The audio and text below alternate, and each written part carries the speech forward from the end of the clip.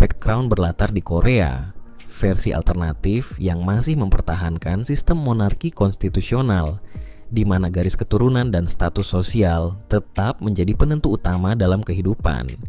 Dalam dunia ini, kekayaan saja tidak cukup untuk mendapatkan pengakuan penuh. Bahkan mereka yang berada di puncak dunia bisnis pun tetap bisa dipandang rendah jika tidak memiliki darah yang tepat.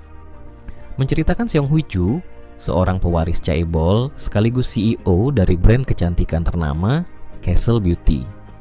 Ia memiliki segalanya yang diidamkan banyak orang: kecantikan, kecerdasan, kekayaan, dan pengaruh di dunia bisnis. Namun semua itu tidak mampu menghapus stigma yang melekat padanya sebagai rakyat biasa, terlebih dengan latar belakang kelahiran di luar pernikahan resmi. Status tersebut membuat posisinya di masyarakat selalu berada di batas yang tidak pernah benar-benar diakui. Di sisi lain, Grand Prince Ian hidup dalam ironi yang berbeda. Sebagai anak raja, ia memiliki gelar bangsawan, tetapi tidak memiliki kekuasaan nyata karena bukan pewaris takhta. Kehidupannya di dalam istana dipenuhi aturan ketat dan batasan yang mengekang. Ia tidak diberi ruang untuk menonjol, seolah keberadaannya hanya pelengkap dalam struktur kerajaan. Konflik utama dimulai ketika Hui-ju mengambil keputusan yang berani sekaligus kontroversial. Ia menyadari bahwa satu-satunya cara untuk mengubah nasibnya adalah dengan masuk ke dalam lingkaran kerajaan.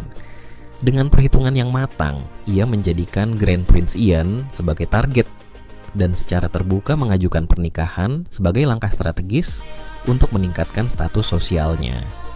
Keputusan ini tentu memicu berbagai reaksi. Orang-orang di sekitarnya meragukan niatnya, bahkan menganggap langkah tersebut terlalu ambisius.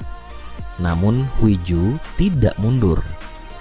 Ia tetap melangkah maju, bahkan berusaha mendapatkan persetujuan dari pihak-pihak berpengaruh, termasuk Perdana Menteri Min Jung-woo.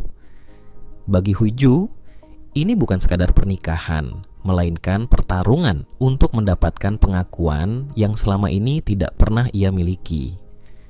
Seiring waktu, hubungan antara Hui-ju dan Ian yang awalnya didasarkan pada kepentingan mulai berubah arah. Ian yang terbiasa hidup dalam batasan mulai tertarik pada keberanian dan kejujuran Hui-ju yang berbeda dari siapapun di istana. Sementara itu, Hui-ju perlahan melihat sisi lain dari Ian yang selama ini tersembunyi di balik sikap tenangnya. Di tengah intrik politik, tekanan keluarga kerajaan, dan sorotan masyarakat, keduanya dihadapkan pada pilihan yang tidak mudah.